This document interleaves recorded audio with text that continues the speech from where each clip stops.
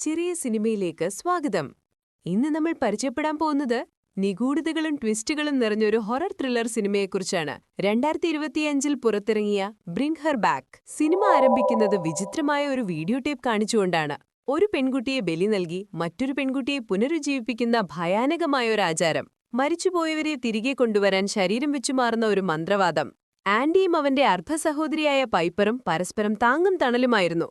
കാഴ്ചശക്തി ഭാഗികമായി മാത്രമുണ്ടായിരുന്ന പൈപ്പറിന്റെ കണ്ണും കാതും ആൻഡിയായിരുന്നു. അപ്രതീക്ഷിതമായ ഒരു ദിവസം അവരുടെ അച്ഛൻ കുളിമുറിയിൽ മരിച്ചു വീണതോടെ ആ സഹോദരങ്ങളുടെ ലോകം കീഴ്മേൽ മറിഞ്ഞു.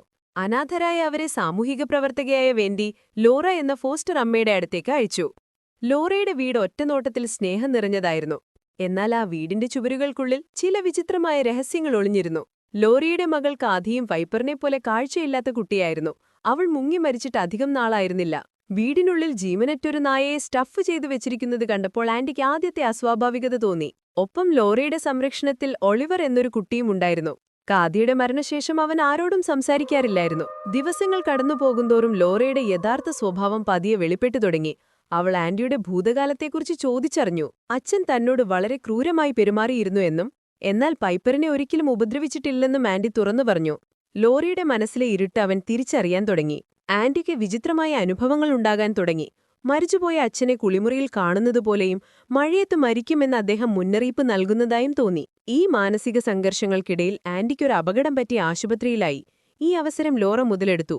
അവൾ പൈപ്പറിന്റെ മനസ്സിൽ ആൻഡി ഒരു അക്രമാസക്തനാണെന്നും അപകടകാരിയാണെന്നും വിശ്വസിപ്പിച്ചു. ഒരു രാത്രി ആൻഡി ഉറങ്ങുമ്പോൾ ലോറ ആൻഡിയുടെ പാന്റിൽ മൂത്രമൊഴിച്ച് അവൻ കിടക്കയിൽ മൂത്രമൊഴിച്ചു എന്ന് പൈപ്പറിനെ തെറ്റിദ്ധരിപ്പിക്കുന്നു.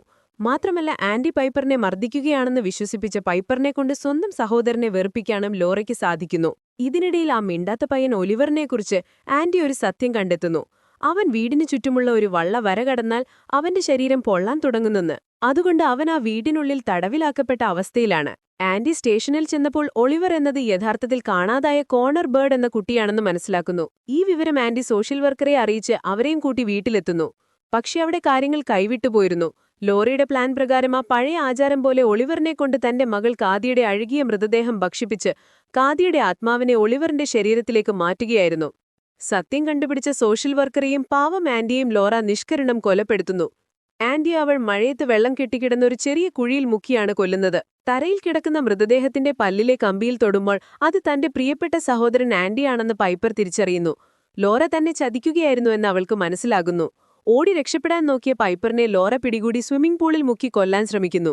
കാദി മരിച്ച അതേ രീതിയിൽ പൈപ്പറിനെയും കൊല്ലാനായിരുന്നു ശ്രമം. എന്നാൽ പൈപ്പർ അമ്മയെന്ന് വിളിച്ചതോടെ ലോറയുടെ മനസ്സ് മാറുന്നു. ലോറ പൈപ്പറിനെ വെറുതെ വിടുന്നു. അവസാനം പൈപ്പർ രക്ഷപ്പെടുന്നു. ആ വീട്ടിന്റെ അതിർവര അതായത് റിങ് കടന്ന ഒളിവർ തന്റെ ഉള്ളിലുണ്ടായിരുന്ന ആ ബാധയെ ഛർദ്ദിച്ചു പുറന്തള്ളുന്നു. അധികാരികൾ എത്തിയതോടെ എല്ലാ സത്യങ്ങളും പുറത്തുവന്നു. ഒളിവർ എന്ന കോർണറിനെ രക്ഷപ്പെടുത്തി.